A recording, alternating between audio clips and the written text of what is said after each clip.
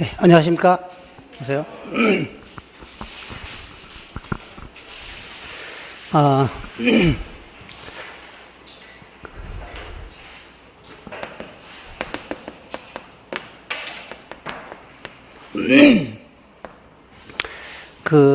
여러분들 전부 감정평가사 공부하시죠? 그래서 감정평가사 시험은 객관식이거든요. 그래서 객관식이다 보니까 사실은 회계학 공부하는 게 굉장히 애매해요. 그러니까 예를 들면은 회계사 시험이나 또는 세무사 시험 같은 경우는 그냥 회계학 구분 없이 모두 그냥 하면 돼요. 그런데 감정평가사는 골라서 해야 되거든요, 공부를. 그러니까 무작정 하다 보면은 거의 한 60-70%는 쓸데없는 공부를 하게 돼요. 그러니까 우리가 공부해야 될 회계학의 한 분량이 요 정도 된다 그러면은 감정평가사 시험은 한 요 정도 하면 되는 거거든요.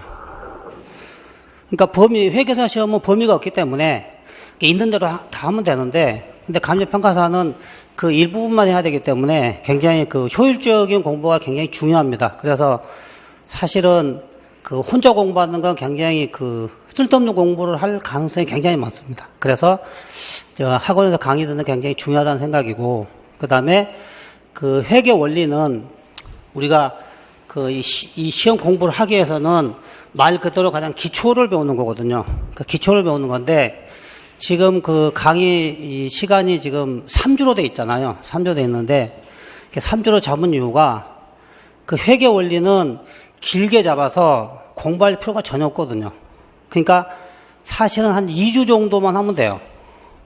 2주 정도만 하면, 회계 원리 여기에서는 시험에 별로 안 나와요. 시험에 별로 나오진 않는데, 문제는 이걸 하지 않으면 다음으로 진도를 나갈 수가 없어요. 그러니까 다른 거하고 달라요. 다른 과목과 다르고, 이걸 모르면은 회계 자체의 개념을, 전혀 이해할 수 없기 때문에 반드시 해야 되는 부분이고, 그러니까 안 해도 되는 게 아니라 반드시 해야 되는 부분인데, 시험하고 직접 관련되어 있지는 않다는 거죠. 그렇다고 해서 안 나오는 건 아니지만, 여기서도 시험에 나오는 거지만, 그렇지만, 너무 기본적인 거기 때문에 반드시 해야 되는 부분이고, 그래서 또 시험의 직접적인 대상이 아니기 때문에, 이거를 제가 3주로 좀 몰아놓은 거예요. 이거를 보통 이제 다른 강의는 월화해서 2개월 코스인데, 이 회계 원리는 그렇게 길게 잡아서 공부할 내용이 아니거든요. 그러니까 몰아서 집중적으로 하는 게 굉장히 필요하다는 거고요. 그래서, 이제 결국 12번이죠, 12번. 3시간 조금 넘는 3시간 반 정도의 시간으로 12번 하는 건데, 그 정도면은, 내용은 충분합니다. 그리고 이 교재 잠깐 봐보세요. 이 교재를 보시면, 1장 하고요.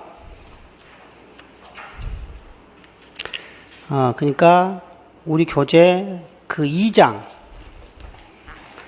49페이지 보시면은 2장이 있는데,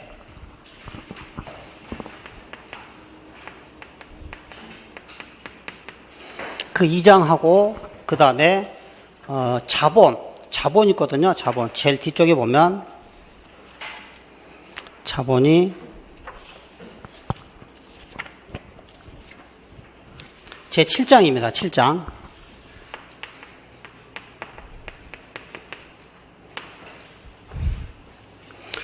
이 부분은 나중에 여러분들이 나중에 이제 배울 내용이 회계 원리를 배운 다음에 회계 원리, 재무 회계를 배울 텐데, 사실은 요게 이제 시험의 중점적인 대상이 되는 부분이거든요. 그래서 요걸 배울 텐데, 이 내용은 여기하고 내용이 중복이 돼요.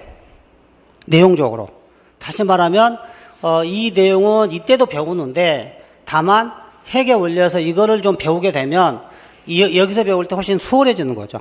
그래서 어쨌든 내용적으로는 중복된다는 거고, 그 다음에 제가 여기서 강조하고 싶은 건 뭐냐면, 제 1장 있잖아요. 1장은 여기 재무회계에서 안 배워요.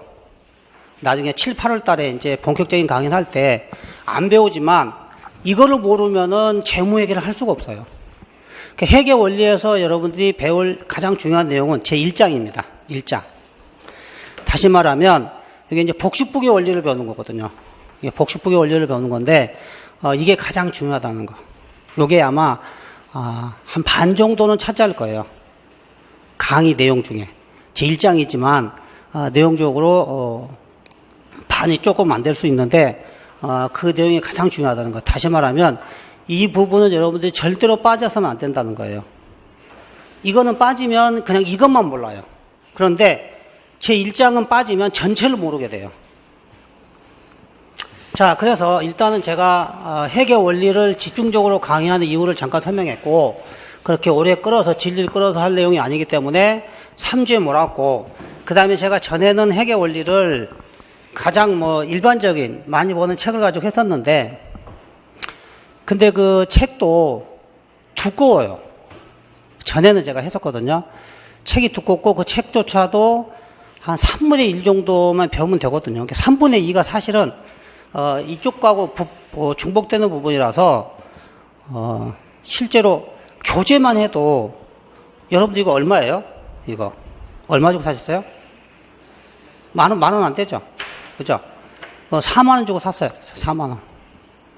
그래서 그건 아니다 싶기도 하고, 그 다음에 책이 너무 두껍다 보니까 뭘 봐야 될지도 모르겠고, 그래서 제가 이거를 교재를 만들 수도 있는데, 회계 원리를 제가 교재를 못 만들어서 안 만드는 게 아니라 교재까지 만들어서 할 필요가 없다는 생각이거든요. 그래서 그냥 제본한 거예요. 꼭 필요한 것만.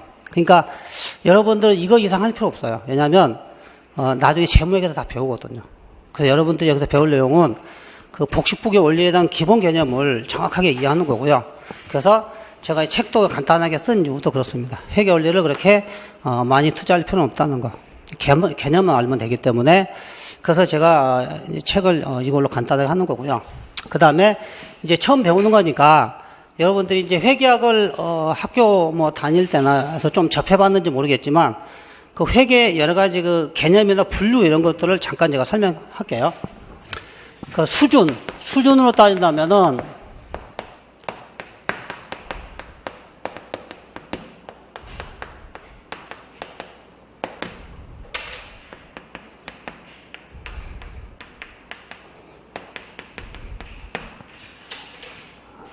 그러니까 회계학의 그 일종의 등급이라고 할 수 있죠. 이게 이제 가장 기초 부분이고, 말 그대로 이게 이제 초급, 중급, 고급 이런 거예요. 그러니까 학교로 따진다면 이게 초등학교, 중학교, 고등학교 이런 개념으로 이해하시면 되는데, 근데 시험은 주로 여기에서 나와요. 여기에서. 시험은 주로 여기서 나온다라고 보시면 되고, 그런데 이거를 공부하기 위해서는 이거를 안 하면 안 된다는 것 같아요. 반드시. 특히 1장 부분은 여기에서 배우지 않습니다. 그래서 여기서 배워야 되는 거고, 그리고 이거를 모르면은 여기서 진도 나갈 수 없다는 거. 그래서 여기 회계 원리를 여러분들 해야 되는 거고요. 그 다음에 이제 고급 회계는 말 그대로 이제 조금 더 어려운 부분이거든요. 그리고 조금 더 전문적으로 해야 되는 부분이에요. 그래서 그러면 여기 시험에 안 나오냐 그러면은 여기에서 시험에 나와요. 한두 문제 정도 이 정도 시험에 나와요. 그런데 그거는 우리는 무시합니다. 왜냐하면 그 회계학은 여러분들 60점 맞으면 성공이에요. 60점. 이 회계학은 60점 맞으면 성공인데, 이게 왜 60점 정도 맞으면 되냐면, 회계학이라고 하는 과목이 어려운 과목이 아니에요. 굉장히 쉬워요. 그러니까 수학으로 비교한다면 수학하고 게임이 안 되는 거지. 그거에 비하면 훨씬 더 쉬운 과목인데, 이게 왜 어렵게 생각하냐면 이것 때문에 어려워요. 시간 때문에. 시간을 40분을 주는데 이거를 지금 40문제를 푸는 거거든요. 그러니까 시간이 없어, 시간이. 1분에 한 문제 푸는 게 쉽지가 않아요. 그래서 어려운 거예요. 개념이 어렵거나 내용이 어렵거나 그건 아닌데, 다른 이론 문제는 경제학이나 민법 이런 것들은 1분에 한 문제 충분히 푸고도 남거든요. 그죠? 근데 회계학은 계산 문제를 풀어야 되니까. 그래서 이게 어려운 거예요. 그러니까 40문제를 40분에 절대로 풀 수 없습니다. 아무리 고도로 출제위원 보고 시험 내라고 했죠. 그러고 나서 한 2주나 지나서 풀어보라고 하면 자기도 못 풀어요. 문제 낼 때는 자기도 알지. 좀 지나면